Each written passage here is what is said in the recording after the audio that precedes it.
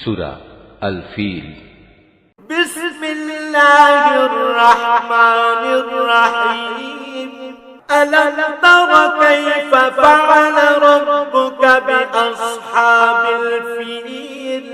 আলাম ইয়াজআল কাইদাহুম ফি তাদলিল ওয়া আরসালা আলাইহিম তায়রান আবাবিল তারমিহিম বিহিজারাতিন মিন সিজজিল ফাজআলাহুম কাআসফিন মা'কুল।